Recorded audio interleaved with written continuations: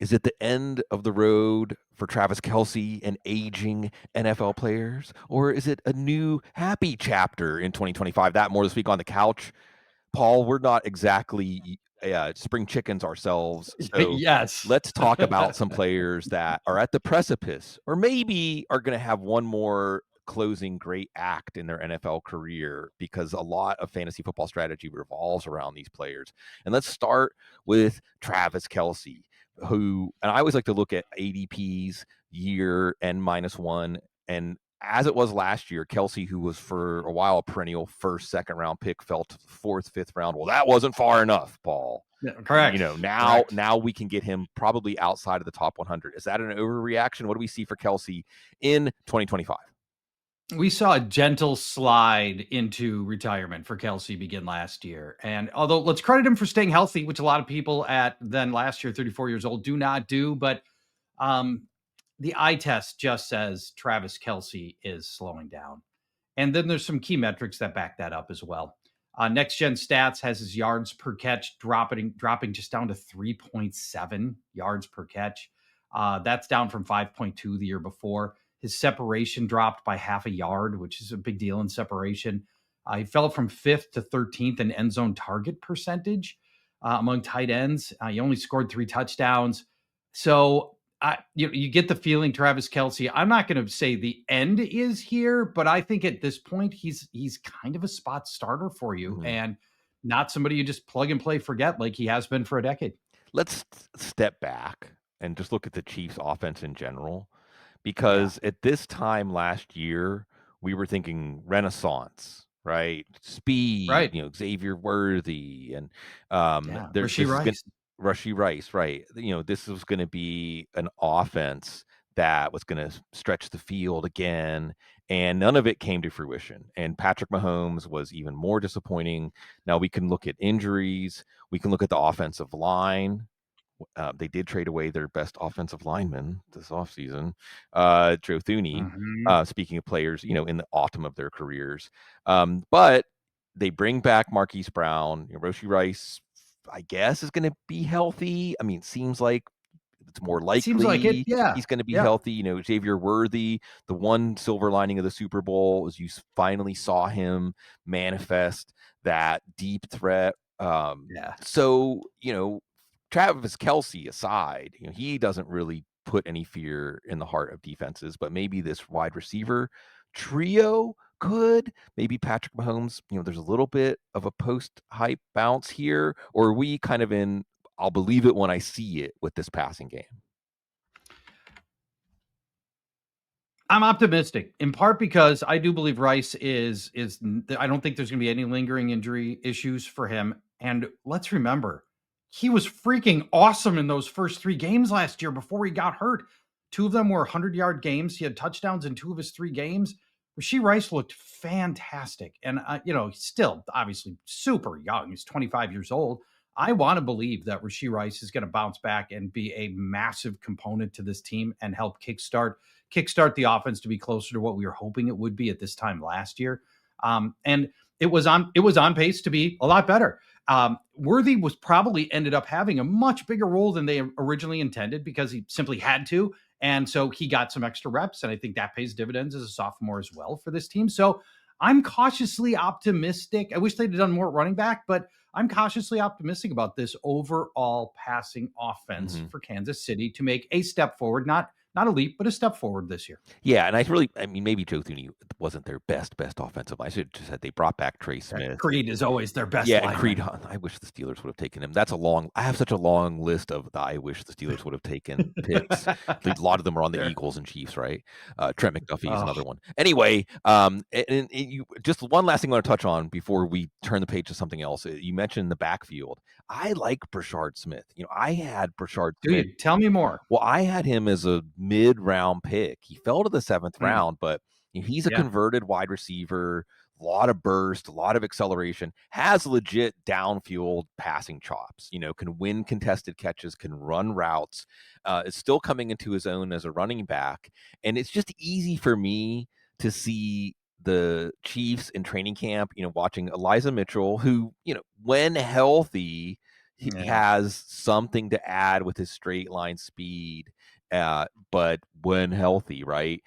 Isaiah Pacheco, how much did the tightrope take away? He was starting off as the true lead back, but then got hurt. Kareem Hunt, we know, is kind of a placeholder. And I could just see them like going through reps in training camp, and Andy Reid and company saying like we've got to get this rookie involved because he's got so much burst and so much juice, and he has lots of applications where I could see him being like Jerick McKinnon with some juice, maybe not as reliable as McKinnon with all that experience, but someone who could play a similar role in the offense, add a similar element. And then once he gets a foothold there, the team might say, well, geez, should we be doing more with him if he starts to give them, some big play capabilities from the backfield, which they just haven't had. Um, we're talking, the theme for our show is old guys, Right. and whether or not we can wring out one more good year Right. from these guys. Kareem Hunt was bad last Yeah. year. I mean, the metrics are awful. Whether you're using rushing yards over expectation, whether you're using yards per carry, whether you're using avoided tackle rate, it was all awful. And just the eye test, Hunt Right. got nothing. His offensive line didn't deliver. Among running backs with 100 rushes or more, which isn't even that high of a threshold, that's 50 guys. He finished 49th in broken tackle rate, and he finished 47th in yards per carry. I don't think and they re-signed him, they re-upped him for this year, Sure. which surprised me a little bit. But so he's still there, but I don't think he's not a significant impediment in my mind Yeah. for somebody. And perhaps you're exactly right that it's going to be Brashard Smith. Somebody is going to have some opportunity there. And the idea being that if the Chiefs have to use Kareem Hunt again in 2025, something went wrong, right? Something I agree. Yep. They held together the offense with the baling wire and duct tape. Again, the big picture, maybe we're missing the lead here, which is that the Chiefs' offense was even functional last year through all the No issues they kidding. had, and they got Yeah. back to the Super Bowl. The issues they had at running back, the issues they had at wide receiver, the issues they had on the offensive line, that they got back to the Super Bowl. Maybe we're bearing the lead that if things just don't go catastrophically wrong, maybe they could be back to being one of the top offenses. Before we turn the page on tight ends, aging tight ends, let's just touch on the two other aging tight ends. Real quick, Mark Andrews, who I mean, we can't totally close the book. It's May 21st right now while we're talking. We can't Yeah. totally close the book on him getting traded, but I'm pretty sure he's not going to get traded. He didn't show the decline that Kelce did last year physically, but the last we saw him, he was the GOAT and not in a good way for the Ravens. Yeah. We all remember the arc and the journey that we went on with Mark Andrews last year, which was brutal, particularly in guillotine leagues, with those first 5 or 6 weeks in which he was basically invisible in this offense, and we didn't know why they weren't going to him. And then he went on a nice tear where he put together a lot of very solid games and ended up scoring touchdowns in something like, I don't know, like 9 of his last 11 Right. games, something crazy like that. Many of us had just dropped him outright.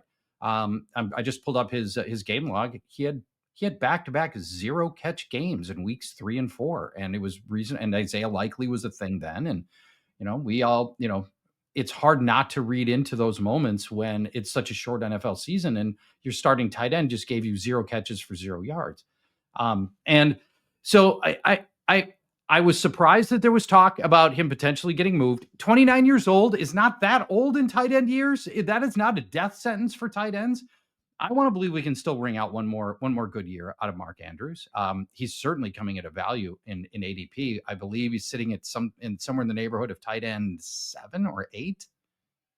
Does Yeah. that sound about right? Yeah, I mean, maybe I think even lower so. than that. I mean, I do think that the ADP right now for Kelce and Andrews indicates that fantasy drafters are saying, I'd rather underestimate them than Yeah. overestimate them after they were still top 5 picks last year and didn't even come close to coming, that kind of value. It was a disaster. Like you said, he did come around Andrews and score some touchdowns.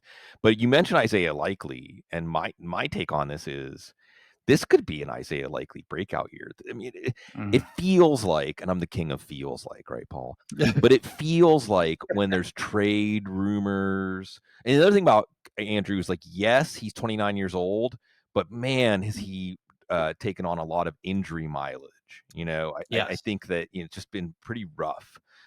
So I just feel like the off season of trade rumors, and as Likely is absolutely an ascendant player. He's a downfield target. Remember, they drafted him as an offensive weapon that they could hopefully turn into a role player, and he was immediately a good blocker, immediately somebody who was clearly exceeding expectations. Again, as a Steelers fan, like, they only have him because the Steelers took Calvin Austin, who may end up being a Ugh. decent player. But Nah, they but had already drafted Charlie Kolar, the Ravens, the classic right. double tap at tight end, where the second tight end's the better tight end. How many times? That's Right. how we got to Mark Andrews, right?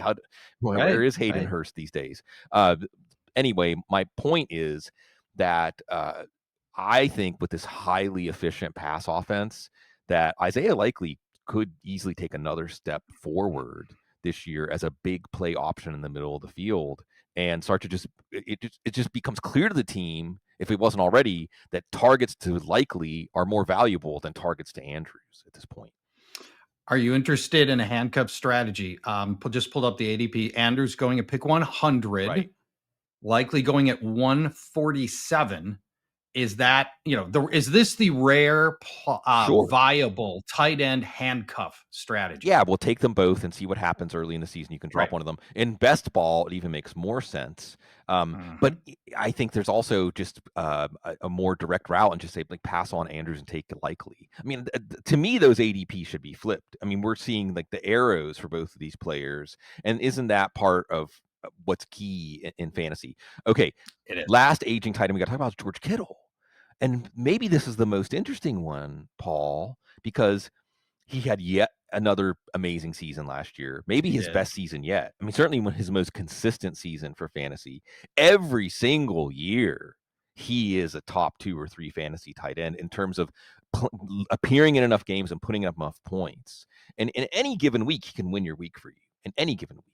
And in best Yeah. ball, that takes on even more value. And yet, I mean, he was in PPR leagues, he was basically the equal of Brock Bowers and Trey McBride last year. He's going 3 rounds after them. Make it make sense, Paul. Well, it really does. And I think part of it is what is your personal appetite for the word questionable?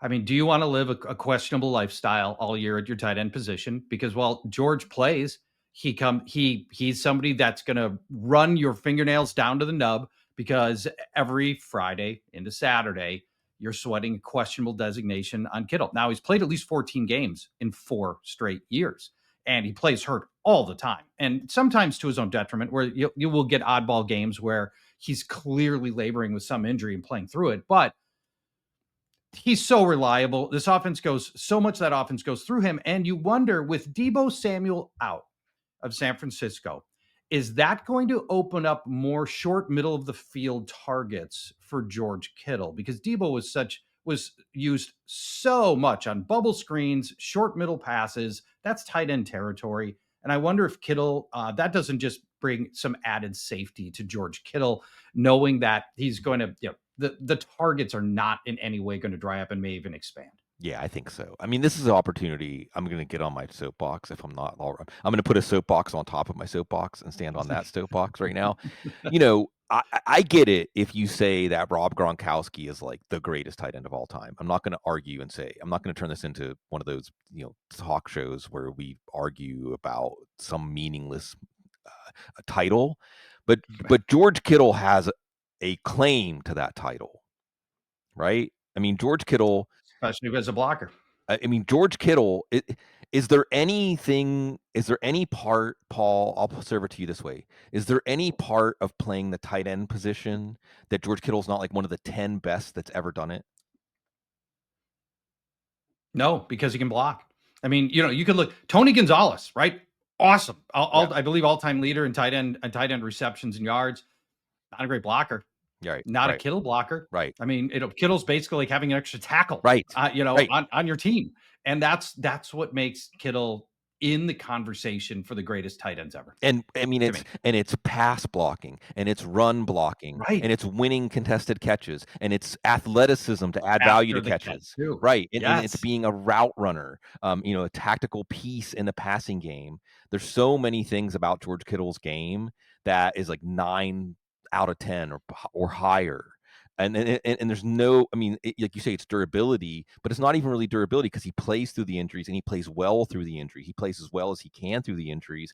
And the injuries, I think, are just a byproduct of how he lays it all out. And he reminds me, I think, of one of the most underrated parts of fantasy football. What I always like to cite is you get to share in greatness, right? I always think of Marshawn Lynch flying into the end zone backwards, and how you are with him in that moment. So, if you have Marshawn Lynch in your lineup, then when he's flying into the end zone, you're flying into the end zone with him. Or when Gronk was doing the Gronk spike, and the joyful warrior nature of George Kittle just makes it so much fun. So he's like a 5th round pick. Come on, like sign me up for that.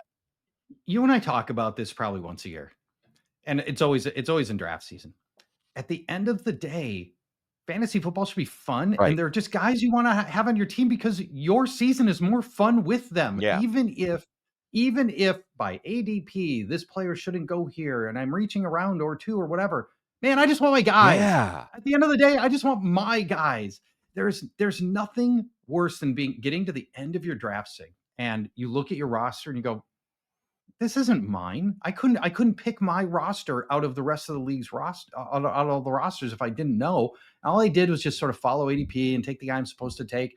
Man, go get your guys.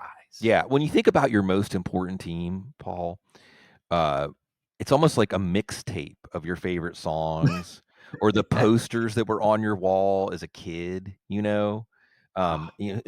were I got to know, what were the posters on your wall? I think actually the poster that comes to mind that I got probably when I was 12 or 13 was like a Martin Luther King Jr. I think that was one of the big ones on when I think like who was up on my wall as a kid. It wasn't even sports. I had like a terrible towel that I took to training camp when I got to go for some academic achievement or something. I got to sit next to Chuck Knoll at the training camp out in Latrobe. Cool. Yeah, that was pretty awesome. I had that a terrible towel that a bunch of, I don't even know where that is now. So that was, I didn't have a ton of posters on my wall really, but I remember that Martin Luther King. What about you? See, we're going off the rail. We can't help ourselves. I had when I grew up, tapestries were a thing. Sure. You remember this? Mm-hmm. And so I had my Led Zeppelin tapestries hanging on the ceiling, that you'd spike in the 4 corners, and then the tapestry would, there'd be sort of a, they would sort of hold, and it would, I don't know, there'd be a little lilt to it. Mm-hmm. And yeah, so I had my Led Zeppelin tapestries. And then when I went off to college, I decided that was too high school. And the only poster I had in my college dorm was the classic Michael Jordan dunk with his tongue out. And, he's elevated way above the rim, the classic Jordan photo. Had that up as in my college dorm room. And boy, did that get the chicks. Yeah. Well, it's really quite a thing. Like for the people that weren't around, I know there's these debates like LeBron James and Michael Jordan and stuff like that. It is truly, he was truly, truly, truly captivating, just it sounds like an exaggeration, Paul. It sounds like an exaggeration. It really seemed like he defied gravity. I mean, it really seemed like the rules of gravity just applied differently to him. And like he created sneaker culture, basically, like all out of thin air. This entire sneaker culture that we have now. Again, like all the stuff that I had never saved. Even in little Bentleyville, Pennsylvania, where I grew up, there was in the one stoplight in Bentleyville, right at the corner, there was a athletic shoe stop that when we moved there back in like 1982, 83, Strictly Sports was the name of it. And I remember getting the first Air Jordans. I had a pair of the first Air Jordans. Way back. If only you'd left them in the box. I know, right? I know. Well, and again, to bring it back to, let's see, because we're just having a good time. Bring it back to the topic at hand here. should we just leave some of these old players in the box, like the old Air Jordans, right? Oh, I like it. Nicely done. And It's a nice transition. I know you wanted to talk about a player that you covered for a long time up in Minnesota, and one of the great stories, right? I always think of Adam Thielen as representing. Don't overlook the fact that teams get just to bring in an unlimited number of guys from their geographical area, because that's the origin story of Adam Thielen with Minnesota, Yep. and now he's with Carolina. And what's interesting about it is he decided to come back. He had actually some significant fantasy value down the stretch. He did. He had terrific chemistry with Bryce Young, and also this could be a launching point to a conversation about, like, are we just collectively underestimating the Panthers and what they can do Panthers. for our fantasy team? But it's the conversation, at least right now, because of our topic, starts with Adam Thielen, who's available for a song and doesn't even Yeah, have to free. be, a bar of a song. Correct. This is he costs you a roster spot. That's all. Nobody else is going to draft Adam Thielen except you. Um, you know, a couple weeks ago he said this is probably his last year. And I think that's true. But let's remember he had a long injury that I think was hamstring that knocked him out for, I don't know, 6 weeks, 8 weeks, something like that. And prior to that, it was still the diseased Panthers where they were toggling quarterbacks and but once he came back week 13 forward, Adam Thielen was freaking awesome. He made two of the best catches of the whole year by any player, were both Adam Thielen catches that were just jaw droppers. From week 13 forward, Thielen was Pro Football Focus's wide receiver 11. He was in PPR points, he was wide receiver 20. And I think there's some people like, hey, Ted McMillan is, gonna take his looks or whatever. I'm not worried about that. I think it'd be nice to have somebody else on the field that will actually command a little bit of defensive attention. And Thielen has all the advantages of having been in the offense before, unlike Ted, and having all those reps with Bryce Young and being able to work with the coaching staff. Who, by the way, I mean, Dave Canales is he's Yes. legit, totally legit. This offense and Chuba Hubbard was downright really good, really good, and I completely overlooked too, I think. And so I'm buying low on Panthers, including age 35, Adam Thielen. Yeah, seriously, Paul, this is like two old dudes shaking our because I know I'm getting old, and it's applying to my fantasy analysis, because this is the time of year. And don't get me wrong, I love my rookie drafts. I love all the strategy of what to do with all of your currency in the form of rookie draft picks. Do you trade up? Do you trade down? Do you try to turn them into picks Yeah, next year? I love it. I love it. I love it. However, when we're starting to also turn the page to the redraft point of view, right, where we're only looking at a horizon of just this season, and I feel like universally the rookie impact is overrated. Not that some of the rookies won't make a big impact, but the aspirational, the mystery box, and I love a mystery box as much as anybody else, for just this year. Ted McMillan's going to have an adjustment. All of the rookies are going to have adjustment. But I think yeah, it's even, yeah. look at Marvin Harrison Jr. last year. There's going to be, and the way that Ted McMillan's going to be used, Ted Teroa, sorry, he doesn't want to be called Ted. The way, Oh, I didn't know that. yeah, that's Okay. per Cecil, and I believe him. But Oh, all right. the way that McMillan's going to be used is similar, except that Kyler Murray forced the ball to Marvin Harrison Jr. I don't think Bryce Young's going to force the. That's just not Bryce Young's style. He's not going to force. Yeah. Bryce Young is already probably a more subtle, refined, nuanced passer than Kyler Murray will ever be. Already. Right. Yeah. But Yeah. as you bring up the name Dave Canales, what we need to remember. And again, I think one of the other edges in fantasy football is that in November, December, the fantasy football hive mind kind of tunes out teams that aren't interesting and just doesn't Yeah. notice things that happen to those teams as indicators or the arrow pointing for the following year.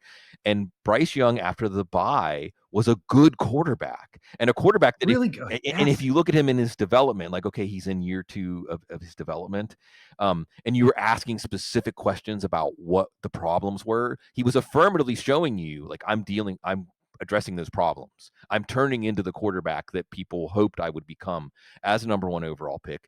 And it happened in a season when it seemed like Dave Canales and the Panthers were giving up on him. We're saying we're just going to turn the page, and as a new regime, as a new head coach, Dan Morgan, the new GM, you have to make hard decisions about the quarterback you inherit, right? And it seemed like the decision Yes. that they had made was Bryce Young, and just contrast the handling of Bryce Young with the handling of Anthony Richardson, or I guess the outcomes, because it was sort of similar, where they're saying during the season, like, yeah, except Richardson obviously with the regime that drafted him, but Bryce Young can be a value add for this offense, and that's Thielen's the guy that he leans on, and I'm of course interested in Jalen Coker too. That's Yes, you're a cokehead. that's the Yeah. guy that, sorry, Joe, that's the guy that is ready to be the downfield threat, I think. And I love the connection that he and Thielen have as the undrafted free agents that they had to scratch and claw their way to Yeah. prove they deserved opportunity. And Coker proved he deserved opportunity early in his career as an undrafted rookie. So what does that portend for year 2, year 3, year 4? As he begins to develop. So notice I didn't mention Xavier Legette. Well, I mean, hopefully with Legette, we'll say it was injuries that was holding him back as a rookie. Right. And if there's an argument against Thielen, it would be that Legette shows that he's so dangerous as a big slot, as somebody, like you mentioned, this manufactured touches in the 49ers offense for Deebo Samuel. Xavier Legette maybe starts to do that kind of thing for this offense, but it's a cup runneth over thing for Dave Canales. And remember, one of the biggest success stories in recent fantasy football history is the Buccaneers offense, like just the Buccaneers Yeah. offense, Right. right? Dave Canales. Dave Canales Yeah. was right there for that. And so we'll see. Okay, wide receivers. Let's try to step through some wide receivers that All right. are similar. So let's start with Tyreek Hill, top 5 pick in fantasy drafts last year. Late second, early third round pick this year. Now, is this a falling knife? Get out of the way, or buy on the rebound? Yeah, I'm out. And I hate to be reactive with, with the hive mind, but in this case, so okay, he lost Tua for 5 games last year, and that was a contributing factor. But if you look at the 12 games he played with Tua, he had 2 top 10 finishes. That's it. He had 5 finishes at wide receiver 30 or worse.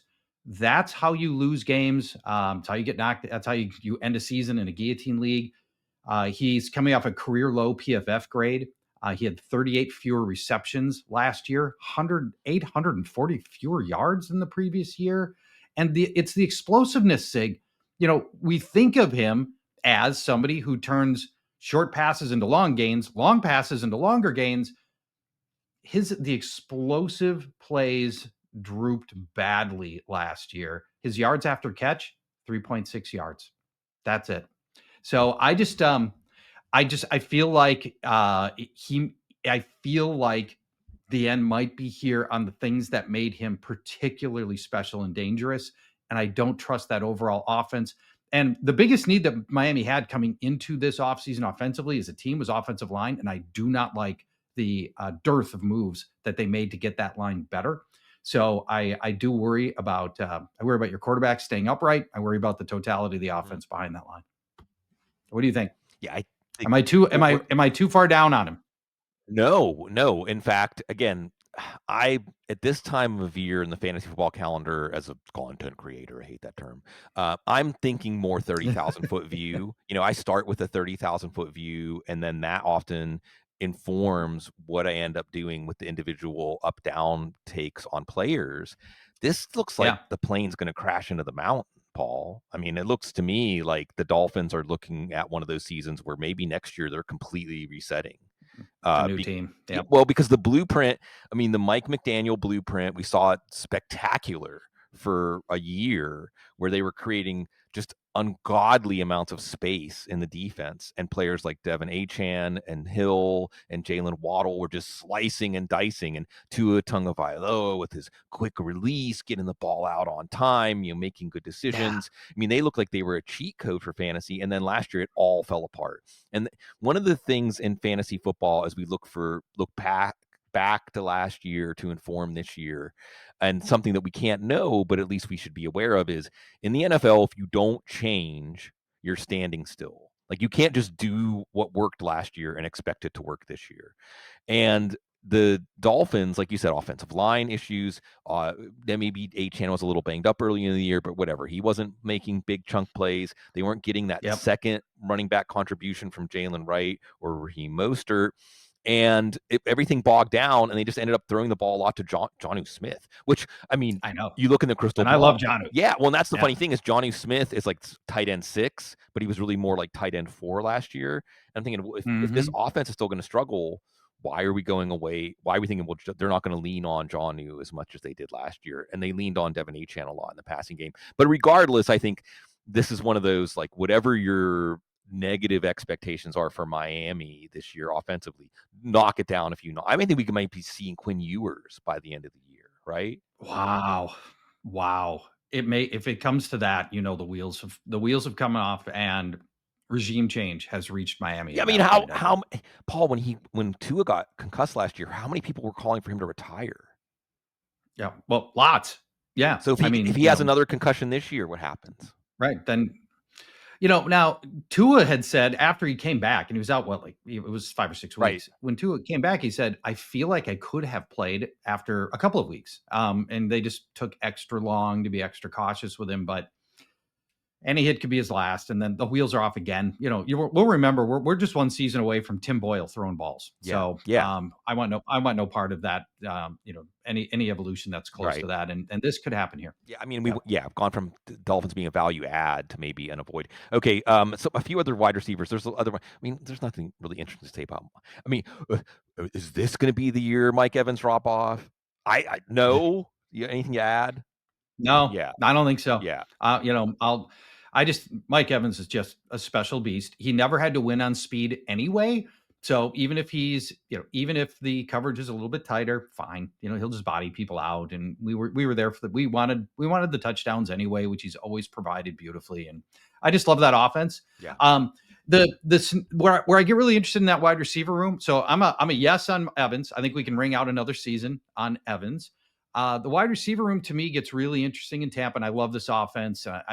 There's everything about the Tampa offense intrigues me, including Baker Mayfield as a long shot to win MVP, by the way, which I'm interested in. Emeka Egbuka to me is like ready. He's ready to contribute week one, and if Chris Godwin is not anything less than 100%, I think there's a scenario here where Egbuka is on the field week one and contributing and kind of never looks back and just sort of houses that slot role.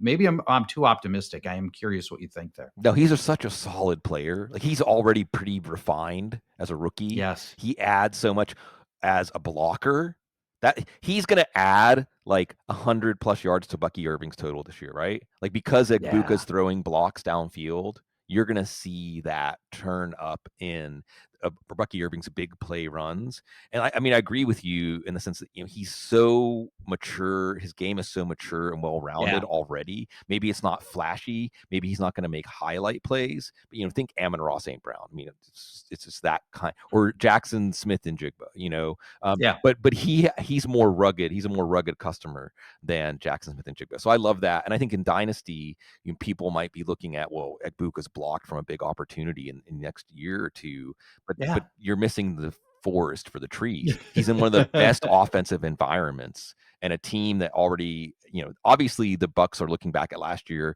when the passing offense fell apart because of injury for a few weeks in midseason. Said, we just don't want that to happen again. We can get a player like Egbuka in a sort of weak first round. Yeah, take it to the bank. So I like that a lot. Okay, I want to talk about a player that I'm maybe saying one more year, yes, at wide receiver. I'm interested in Deebo Samuel. Now. I think that, well, obviously he's in a rich offensive environment. Yep. His strength, which is run after catch, meshes with Jaden Daniel's strength, which is getting the ball out quickly, on time, accurately. I think Cliff Kingsbury is the offensive coordinator you want for Deebo Samuel, who will create a Deebo Samuel role for Deebo Samuel. And the other thing maybe we can say, was it, pneumonia? I think, I mean, there was and Deebo himself was saying, like, I'm not washed up, although he looked washed up. But the price is right. I mean, he's another one where you look at his ADP last year when we were a little skeptical, and these ADP this year, and it's a big age discount. Is it a big enough age discount? Are you in? At ADP, I'm really intrigued. Now, you got to know your format a little bit because he does give you the spike weeks and the barren weeks, and you've got to have the right risk profile for your team. I don't want a whole team of those players, but if my risk profile is right, I I do get interested at ADP. And to just put some, let's take a quick look here. That's player 72 off the board. Yeah. So 72 were sixth round, right? For Deebo Samuel. At that point, that gets to be pretty interesting. The receivers that are going around him, George Pickens, Ricky Pearsall, Khalil Shakir. I think Deebo Samuel belongs in that range. So I think that's, and Washington didn't do anything else notable at that wide receiver position. I thought going into the, at least I did, going into the offseason, they would do a little bit more to try to get Terry McLaurin more help. They lost Ammy Brown, who finally put together a good game in the playoffs. And so, the opportunity, which is such a huge part of fantasy football, is it's so much more streamlined. The opportunity is in a Washington offense for Deebo Samuel than it is in a 49er offense, where you're competing with George Kittle and Juwan Jennings and Brandon Ayuk and Christian McCaffrey's receiving abilities. That's, this is an offense where opportunity will come potentially more readily to Deebo Samuel. And why not Deebo Samuel in the backfield, right? I mean, this is a team that was looking for more out of their backfield. I like Ja'Cory Crosky-Merritt. Put a pin in that name. Make sure folks in training camp. He's another one like Brashard Smith. Sometimes, Paul, I just picture, Brian Robinson goes through a rep. And hey, Austin Eckler still has some juice, but they're not going to overuse Austin Eckler and Chris Rodriguez. Right. And then here's Ja'Cory Crosky-Merritt, who's just got he's got great feet. He's got a lot of juice. He's got the Matt Waldman curvilinear movement. And they didn't make a big upgrade. I know that there was some talk like maybe they could bring in someone like Travion Henderson or someone like that. Yes, I was hoping. But that rookie burst, those legs, especially if Brian Robinson has a myriad of injuries again this year. With Austin Eckler, you worry a little bit about the concussions. I don't think they're going to ride him as hard. Anyway, but why not Deebo Samuel in the backfield? Why not Deebo Samuel mixing in as for a team that's looking for more out of their backfield? Real quick, and I think this one's a layup, just because for whatever reason, fantasy drafters are overlooking him. You covered Stephon Diggs for a while in Minnesota. Yeah. Is he at least initially coming out? There's two layers to this. One is coming off of an ACL. Are we maybe getting ahead of ourselves? But is he that element? How do we picture him with Drake May as the Patriots try to improve their offense? I thought Drake May was downright gallant last year in his play. You're behind the worst offensive line in football, throwing to the worst receivers in football. And the fact that, he was out there scrapping play after play and trying to be a wizard with no help in a collapsing pocket with nobody who can catch. The fact that he was able to be fantasy meaningful as often as he did. I thought it was a really successful debut for him, and I look forward to seeing what he can do in a more stable offense with the addition of Will Campbell as his left tackle. They added Garrett Bradbury at center, which he was here in Minnesota. He's just a guy, but at least he's an upgrade from what they had at center. With Diggs, I didn't like what we saw in Houston last year when he was not coming off ACL, and I'm really nervous about Diggs and his ability to bounce back at age. Hold on, how old is he? 31. Mm-hmm. I'm nervous. I'm nervous about his ability to be back and play meaningful reps at that age off of this. The guy that I'm targeting later in my drafts, it's Kayshon Boutte, who I thought showed a handful of glimmers of competence and some big plays. So to me, that's if I'm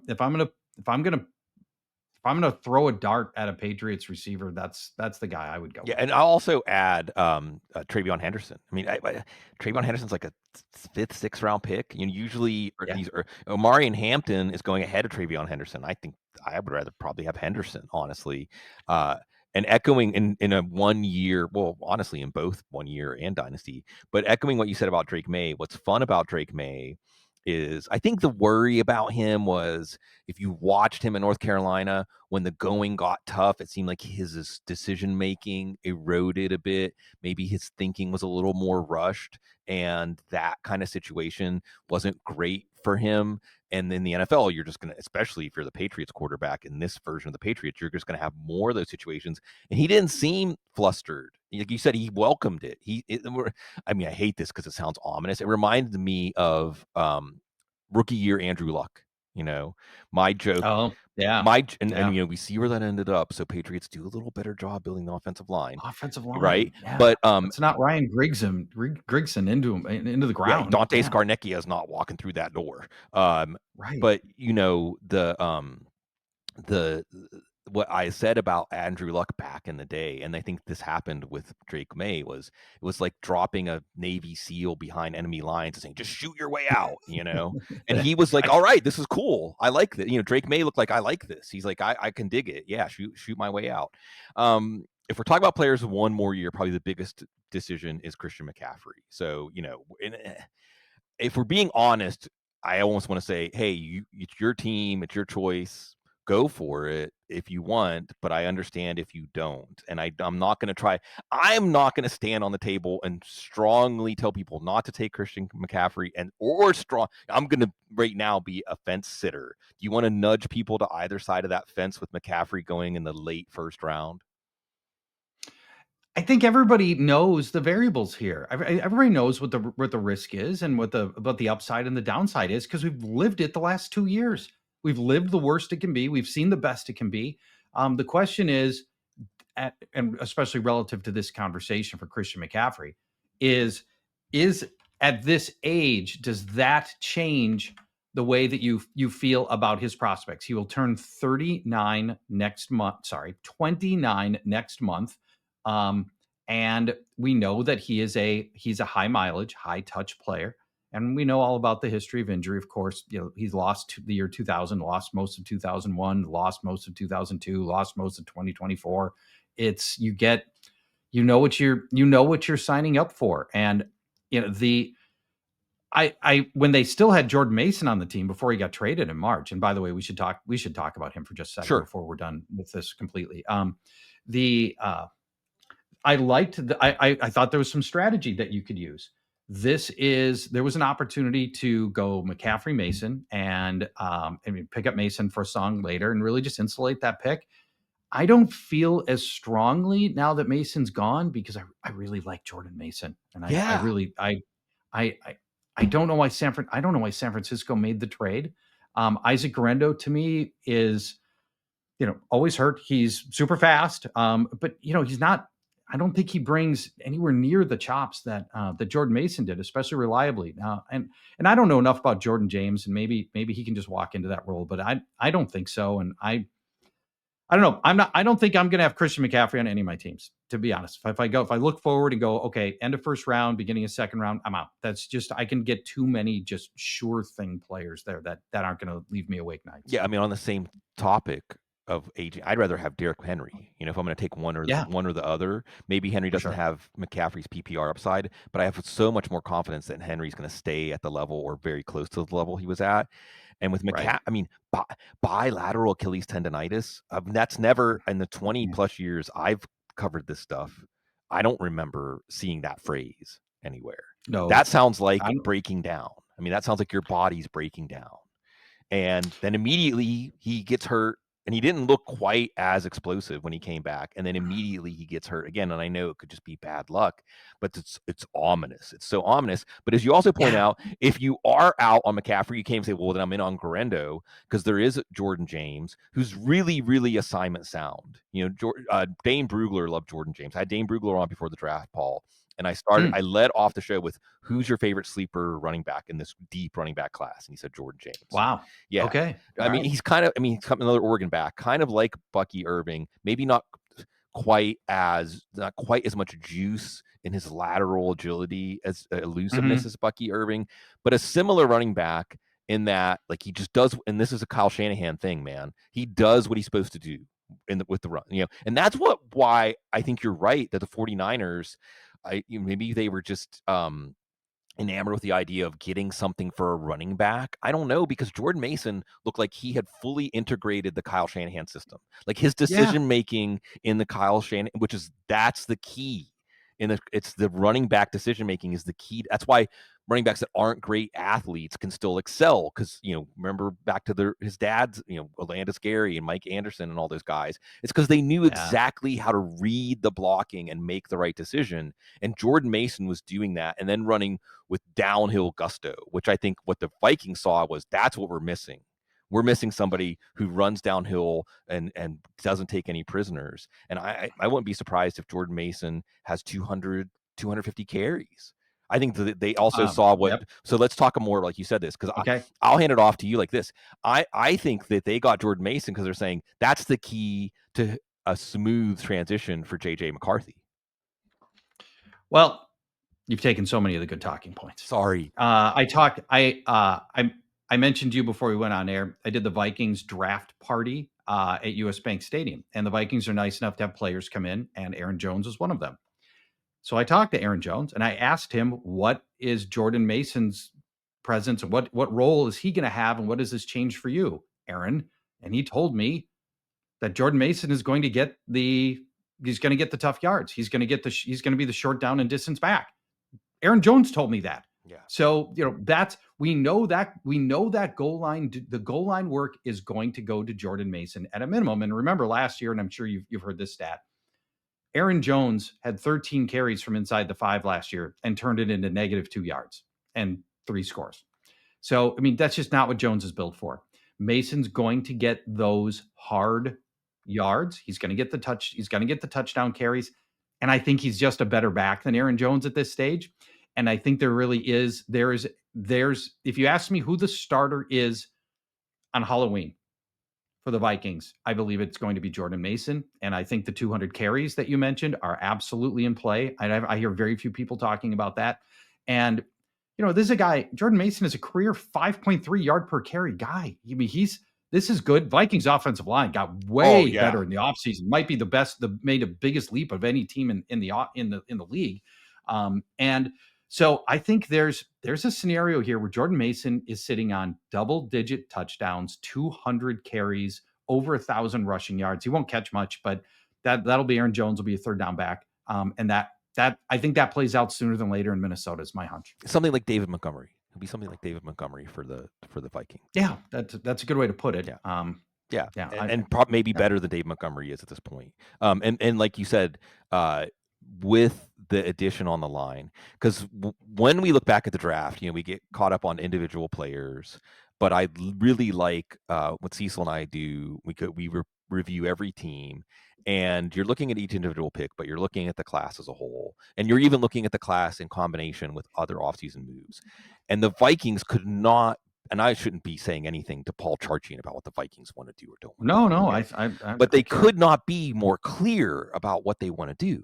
They could not be more clear when they sign the 2 offensive linemen from the Colts, when they take Donovan Jackson in the first round, who should be a first-day starter at guard, road grader, and they trade for Jordan Mason. They could not be more clear about what part of their offense they want to feature. And it makes so much sense for JJ McCarthy. You want JJ McCarthy throwing the ball like 20 times a game, 20, 22 times a game. If there are games when JJ McCarthy throws the ball 40 times, that game went awry for the Vikings. Yep, that has gone off script. That's they want to be a much more powerful team in the interior of the offensive line. They want to run with Jordan Mason between the guards, A gap, B gap, and that's stuff they haven't been able to do since Kevin O'Connell's been here. So all Kevin's got to do is do what he did for Kirk Cousins, for freaking Josh Dobbs, for Nick Mullins, and for Sam Darnold. Apply that wizardry to a talented young player without asking him to throw his arm out of socket. Just be efficient, get the ball to your playmakers, and let's be able to run the ball in a way that they've not been able to do in the Kevin O'Connell tenure at all, with any kind of reliable power. 3rd and 2 was almost a death sentence for this team. They had no threat of a running game in a 3rd and 2, 3rd and 3 situation. So it's Minnesota's. It's going to transform.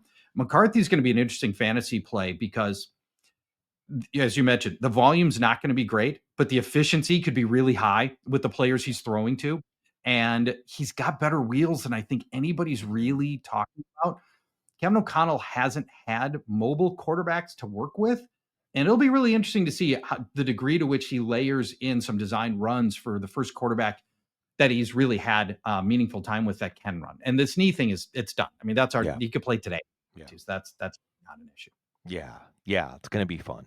I mean, for Vikings fans, I think about Thor Nystrom, number one, JJ McCarthy fan. No, it's fun though. It's. I mean, I think Vikings fans should be really excited about what's coming. But as we go off the rails, Paul, you're gonna be watching the Vikings from afar, and as a fellow, you're about to relocate to the high desert. I love the high desert. You're moving to one of my favorite places on the planet, and I know that it has taken. Moving is a true undertaking, and you're in the middle of it. But I'll start off by saying, what spoke to you about you and your wife about southwestern Utah, which is not a place that speaks to that many people. No, this was the hardest decision in my life. And I've had, we've all, you get to be my age, in my 50s, I've had plenty of big life decisions, kids, marriages, plural, too. There've been started 3 businesses, walked away from successful businesses to go try a new one. This is the scariest thing I've ever done, Sig. This is leaving behind most of my friends. And I've got many, I consider you a friend. You and I have been in the same place at the same time, one time in our life. You can do that, but it's still different when you're leaving your physical network of the people that mean the most to you, that you see face to face, and my parents, which is a huge factor for me. I have a great relationship with my parents, and I don't like the idea of leaving them. They're 81 and 85. And I'm going near St. George, Utah, which is not exactly, a thriving metropolis. It's 100,000 people, but it's not like there's 10 flights a day between St. George and Minneapolis. So this was a really, really, really hard decision, and one that has been fraught with self-doubt, honestly. We bought the house in Utah about 3 weeks ago. My wife and I sprinted down there with some basic necessities. And there were a couple of days when I walked up and went, oh my God, what have I done? I'm leaving behind, my radio show on KFAN. I'm leaving behind all these friends. I don't really know anybody here. I only got a handful of acquaintances down here. My brother's moving also. He's moving nearby, 30 minutes away. So that'll help. But Dig, this has been the scariest thing I've ever done. And I'm doing it just because I don't want to cradle to grave in Minnesota. I want to force myself into new experiences, new ways of thinking, new people, hiking. I want to go. Southern Utah, all of Utah is amazing. Southern Utah is jaw-dropping. There's nowhere on the planet like Zion and Bryce Canyon and Snow Canyon and the Grand Canyon and all the things within 2 miles of me or 2 hours of me. It's just, I just want to spread my wings a little bit and challenge myself. I don't know. Yeah, no, that's Do you have it. any thoughts here? You did a big lifetime move 7 years ago, right? You uprooted yourself. Tell me what you're thinking. Well, just relating it back to New Orleans, I had a voice inside of me after the first time I came to New Orleans that told me, if you can live here, something woke up inside of me the first time I came here. And then I came back again just to make sure it was real, and it was. And something said, if you can ever live here, live here. So you got it sometimes. Making the biggest decisions on intuition. I've said this so many times on the show. Intuition is not mystical. It is just your brain producing down everything you've experienced, everything you know, into like one yum or yuck gut feeling, as they say, right? And I think you're right to say, like, maybe I might get one go round here, maybe not, maybe reincarnation's a thing.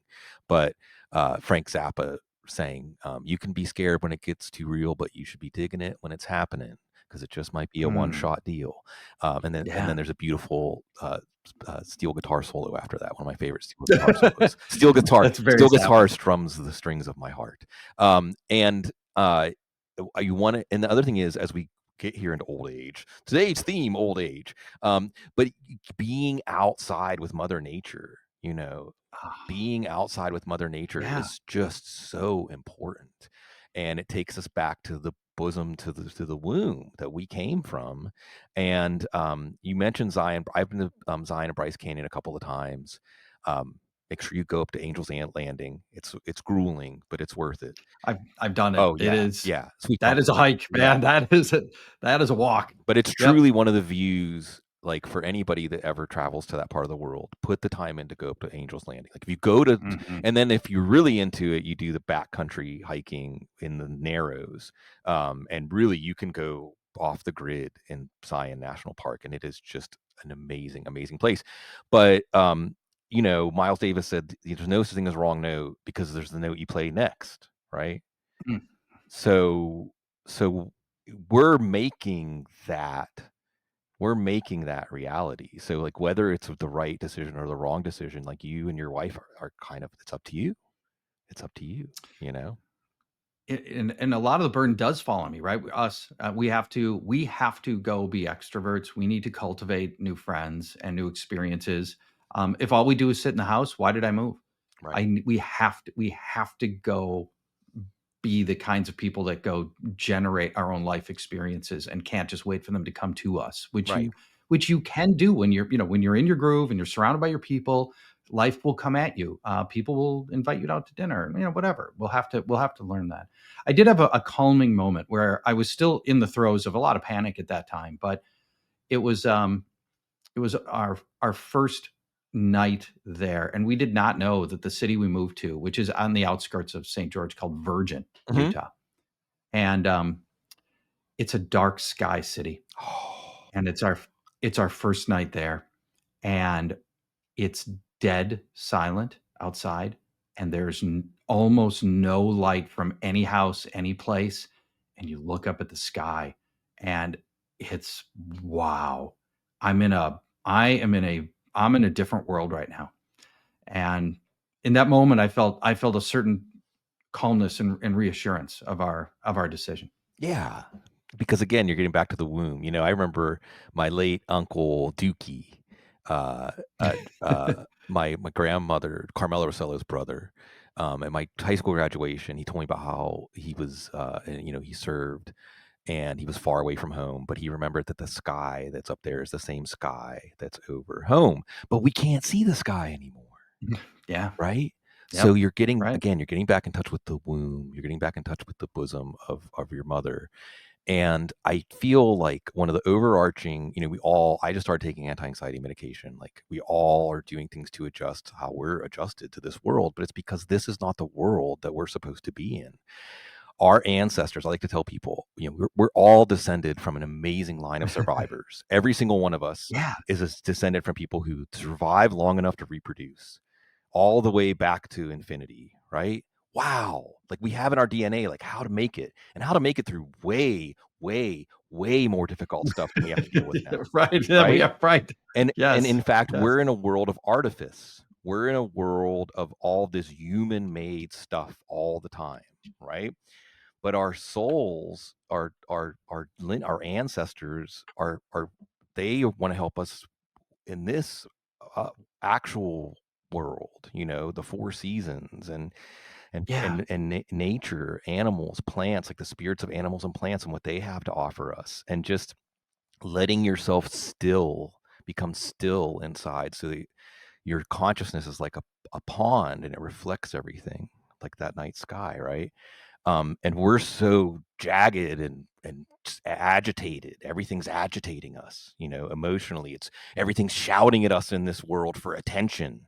To pay attention to this, pay attention to this, pay attention to this, pay attention to this. And then when you're under that sky in that desert, then you can get out of your ego, and you remember where you came from, and appreciate being. We already have the greatest gift, but we're always thinking about something else, and we forget. So Yeah. I say kudos to you and your wife. I think you absolutely made the right decision. Thank you. I hope you're right. We'll know more. Everybody says you can come back, but it's not quite that simple. Yeah.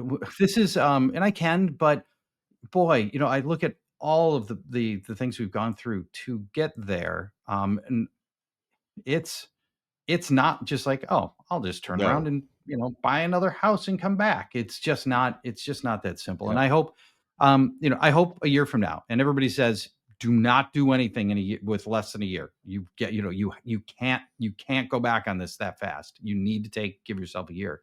I hope a year from now that we're talking about this as being a good life decision. I hope so. You will, because when your soul was wanting, and you put a wish out into the universe, something comes back, and Yeah. you've created the opening for something to come back, and it may not be the thing you specifically think, but if you're open and paying attention, you'll know. And it could be just creating this opening. Something's going to fill it that's going to work, and that's the risk. Taking the risk, Paul. That's the toughest part. Just like we help you with your risks in fantasy football leagues. We got to go, folks, but we will be back as always because we love you.